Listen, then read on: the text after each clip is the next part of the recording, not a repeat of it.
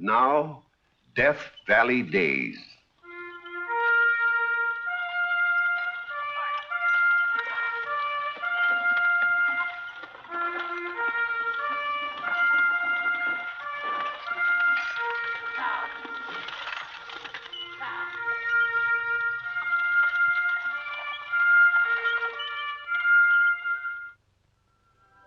Howdy, folks. I'm the old ranger, and I have another interesting true story for you about the historic Death Valley country. This is the story of Bret Harte, the man who gave the world those immortal stories of the California Gold Rush. The events you're going to see are all packed into one short year, the year of 1857. The year in Bret Harte's life which I call Year of Destiny.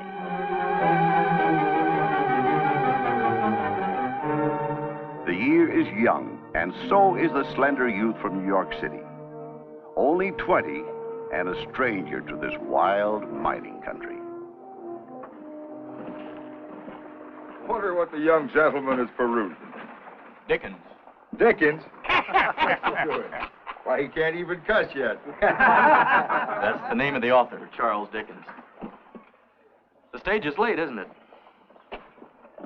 Don't tell me you're headed for the mine, Sonny. That's right. In them? Why, patent letters for dancing teachers. I'll invest in some heavy boots with the first gold I dig. Dig? Smooth as a baby's. If it's a fight you want to pick. No. All I'm trying to tell you, Sonny. The name is Hart. Frank Hart. Well, Frank, you gotta have guts to stand a life out here. And you think I haven't got guts? Hey, hurry up!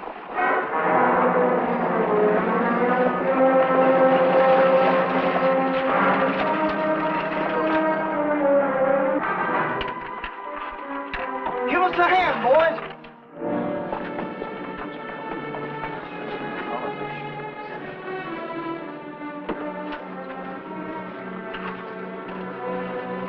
Get him in the depot before he bleeds to death.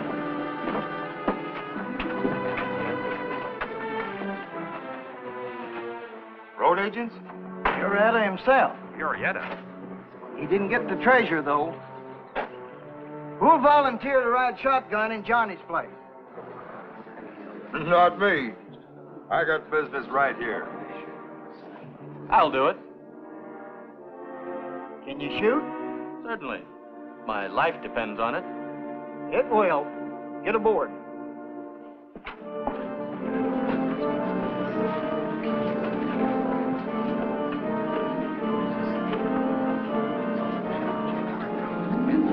All aboard!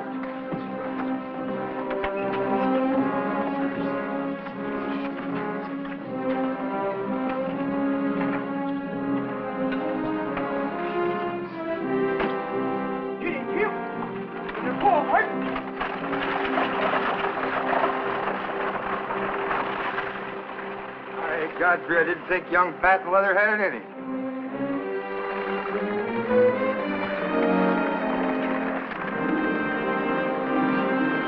Bandits! Put your gun down. Them ain't road agents.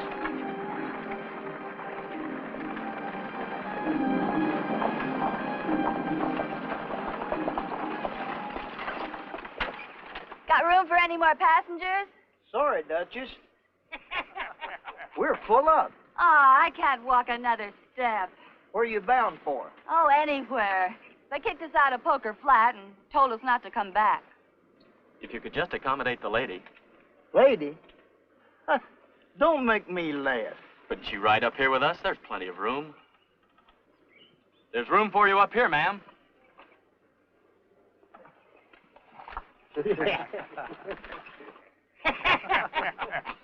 What about the others? They'll have to hoof it. Get it, Juke! Wait! Hey!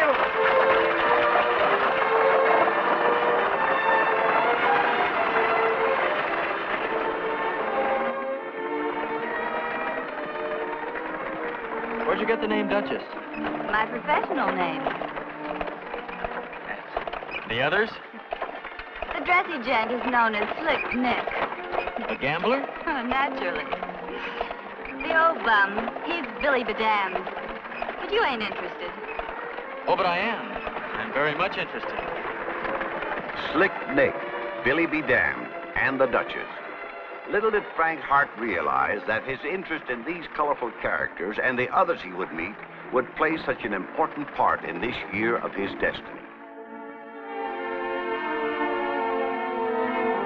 When the Sierra snows melted, Frank forsook the job of Wells Fargo messenger for that of school teacher in a remote mining camp. Arithmetic. Out of a book. I'll give you an example out of real life. $5,000. That's the amount of gold I took out of one pocket up there on the hill in less than a half hour. $3,000 I spent building a flume and tunneling. And that left, $2,000. $2,000. And you just keep on subtracting and subtracting and subtracting until you're down to a few hundred. And that's just enough to start a saloon with myself as my own best customer. Why, you must be old. Go ahead and say it. Old Bummer Smith. Sure. I'm happy to meet you, Mr. Smith. I've been wanting to talk to you. What I hear, boy. What's on your mind? I understand you have a daughter. I have. How old is she? Growing up. I wish you'd bring her here to school. To school? You might as well ask me to bring your young wildcat. Melissa pays me no mind, and I pay her no mind.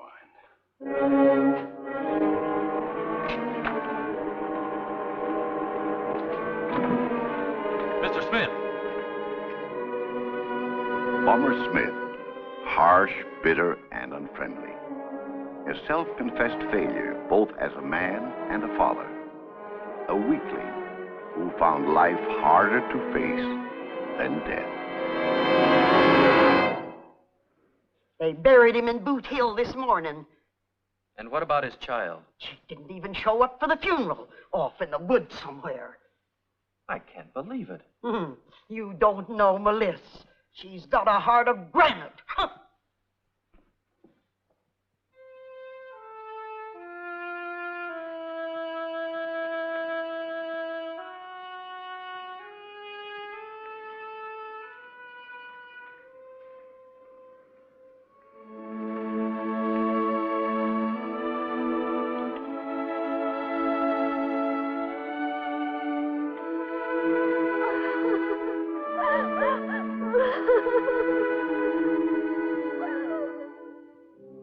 The departure of two families from the mining camp left not enough children to keep the school open through the summer.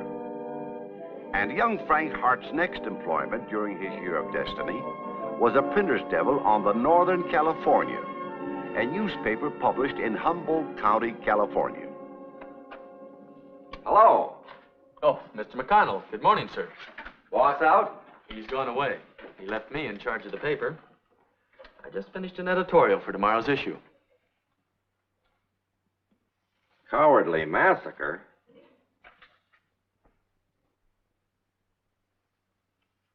You can't print this. Why not? It's true. Those were Indians that were killed. 60 of them in cold blood by a bunch of white ruffians. The most dastardly thing I ever heard of. Injun baiting ain't exactly new in these parts, son. And decent citizens sit back and do nothing about it. Well, maybe they will after they read that. Take my advice and tear it up. It'll get you into trouble. I don't care if it costs me my job on the paper. I'm going to voice a protest against this barbarism if it's the last thing I do. It might very well be, son. It might very well be. Who does this outsider think he is, coming into town and printing an article like this about us citizens? Yeah. We only gave them Injuns what they deserved. And not half enough. And if we let him get away with it, there ain't no telling what he's liable to print next. No. You know, a fella like this could cause us a lot of trouble. Right. Now, we ought to go down there and bust up that newspaper office, and then we ought to take this Injun-loving squirt out and teach him how to dance on the end of a rope. Right. Fill him up again.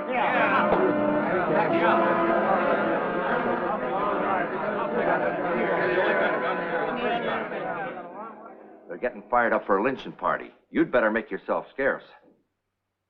And leave this place for them to wreck? No, sir.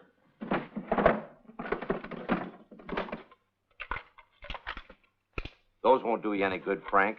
Don't you realize it's a mob? I appreciate your concern, Mr. McConnell, but I will not run. Then I will, to Fort Humboldt for help. I only hope we can get back in time.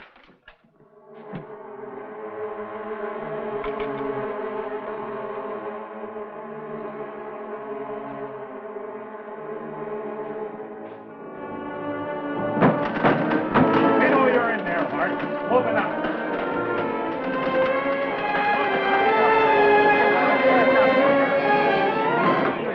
Man back! I'll shoot the first man that takes another step. Ah, he's bluffing. He's only a kid. I rode shotgun for Wells Fargo. One move forward from anybody and he's a dead man. It'll go easier on you if you lay down them pistols. You mean that rope won't feel so rough around my neck? You got nobody to blame but yourself. You shouldn't have printed them lies about us citizens. If what I printed is lies, all you have to do is prove it. And I'll print a retraction and an apology. This is the only kind of an apology we want. Take them out.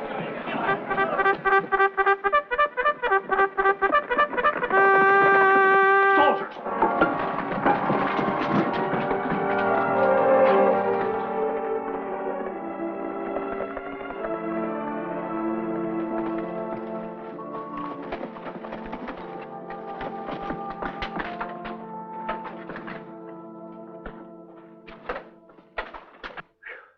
That was a close squeak, son.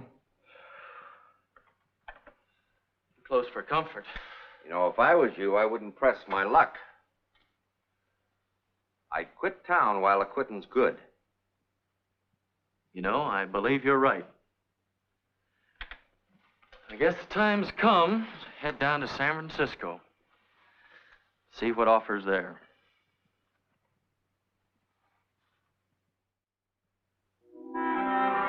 And so, as the year of destiny waned, we find young Frank Hart in the office of the Golden Era in San Francisco, working as a typesetter, and in his spare moments, scribbling poetry. Oh, Frank. With my compliments. $1, what for? That poem of yours we published anonymously. Well, thank you, sir. Have you ever tried your hand at writing fiction, my boy? Well, I've thought about it, sir, but I don't know whether I really have the talent or not. All you need is an idea and some characters. Well, I've met plenty of characters in this past year. The outcast from Poker Flat, dance hall queen in Roaring Camp and her baby, old Bummer Smith who killed himself, and his wild daughter, Melissa. Why don't you try putting some of them down on paper? I'll pay you $1 a column for anything we can use. Well, thank you, sir.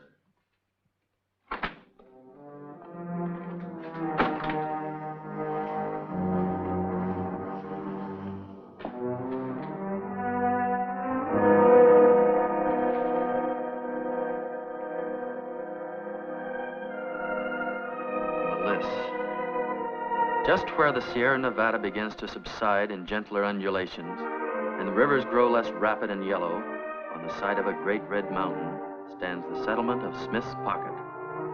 And at the end of its long, straggling street, past the Methodist Church and the Monte Bank, stands the village school.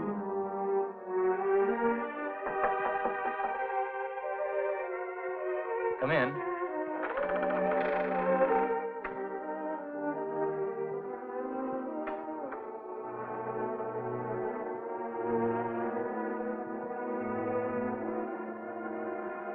My name's Melissa Smith.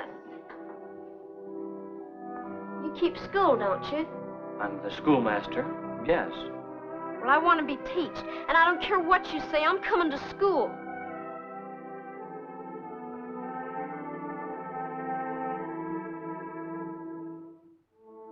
Well, why not?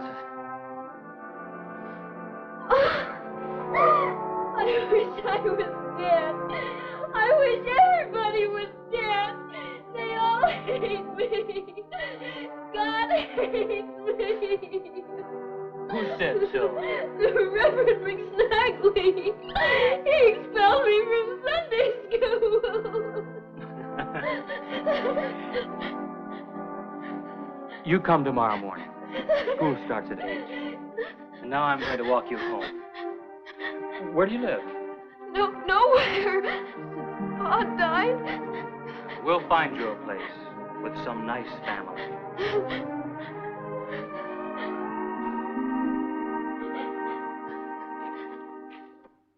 And you'll all take your seats, and school will come to order.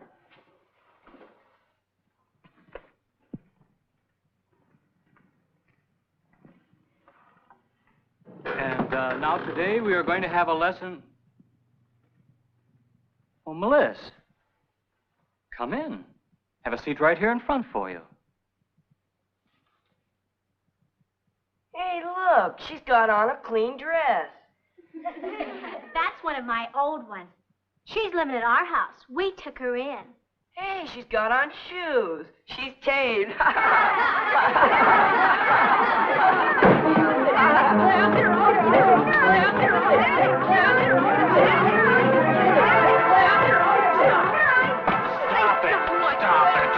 Stop it.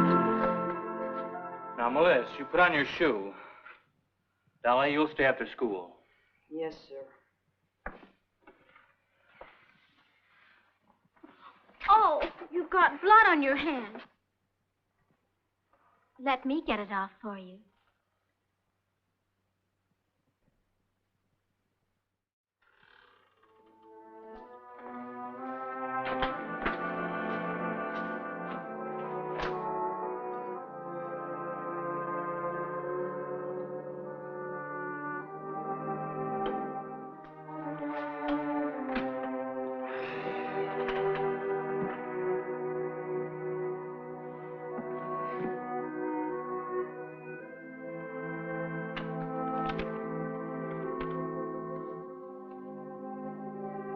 Respected sir, when you read this, I am run away, never to come back. Never, never, never. Yours respectfully, Melissa Smith.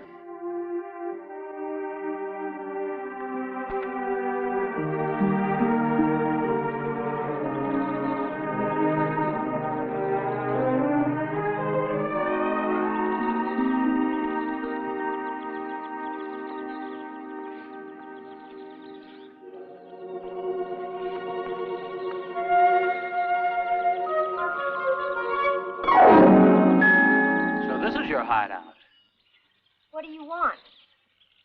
You don't happen to have any food cached away here, do you? Are you hungry? Famished. Haven't had anything since dinner yesterday. If you was an Indian, you'd find roots and berries. If I were an Indian. But I'm not. I'm only disappointed schoolmaster. Where are you going? Back to school. Wait!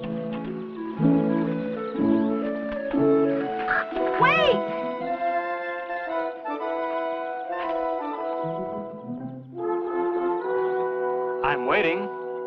You said you were disappointed. I think you can guess why. I'll go back.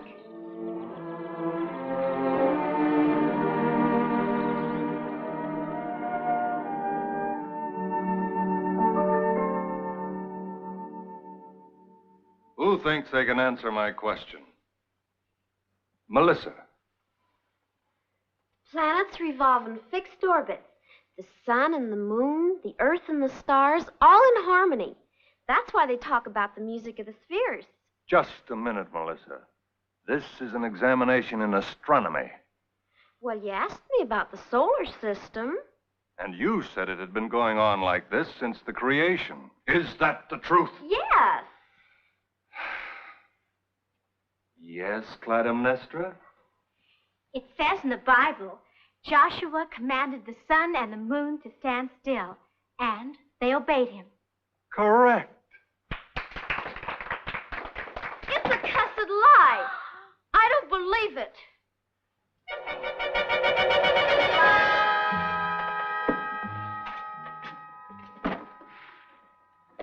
is it, darling?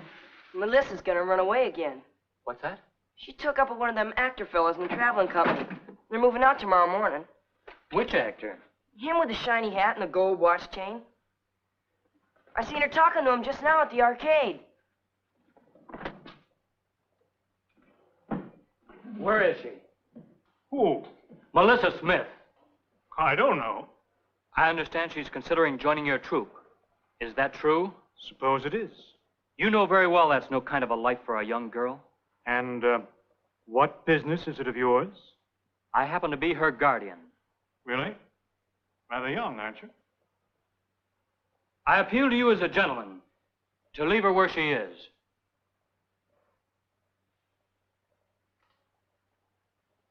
Want to keep her for yourself, eh? Sorry, old man.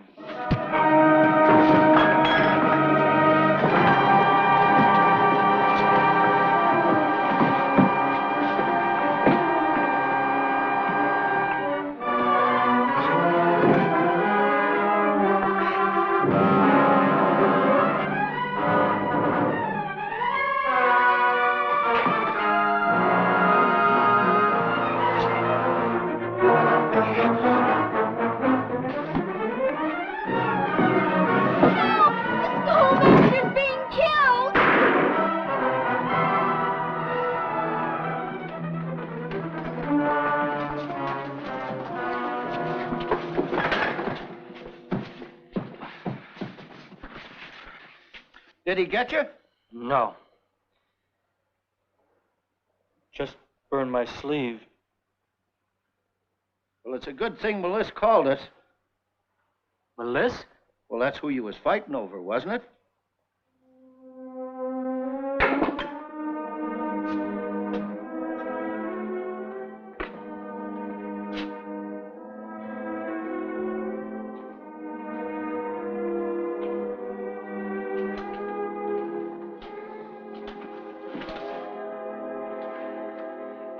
Please leave me alone, Melissa. I'm busy. Why didn't you kill him? Kill him? Well, sure, that's what I give you the knife for. You? I slipped it in your hand when you was on the floor. Why didn't you stick him? And be a murderer as well as a fool? Fool? Fine thing for a schoolmaster. Get mixed up in a barroom brawl. Now I will have to leave town. Were you really planning to run off with that troop? I could still do it. I'll have you locked up first. Then I'll kill myself. Melissa. My father did it, so why shouldn't I? At least it's better than staying on here alone where everybody hates and despises me. Listen. Will you marry me? Marry you? Yes. Tonight. There's a new preacher at the foot of the mountain. He'll tie the knot. And leave here? Yes. Say you will. And hand in hand they passed into the road, and behind them the school of Red Mountain closed upon them forever.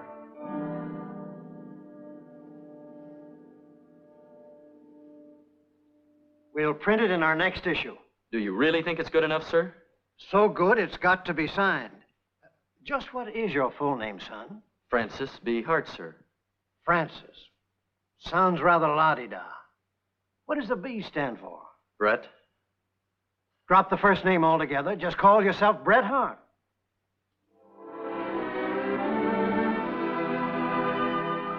Melissa by Bret Hart. You're off to a fine start, Frank. Just keep them coming. Simple human stories about the kind of folk that you've known out here. And one of these days, the world will hail you as a great writer. Never was there truer prophecy. The outcasts of Poker Flat, Tennessee's partner, the heathen Chinese, the luck of Roaring Camp, the idol of Red Gulch, two men of Sandy Bar. The stories of Bret Hart swept the nation, acclaimed as a new kind of writing into which was woven the real stuff of the West. Today in California, they still speak of the Bret Hart country, the region where a young man with a sensitive soul and mind wandered from job to job during the year that was to shape his destiny.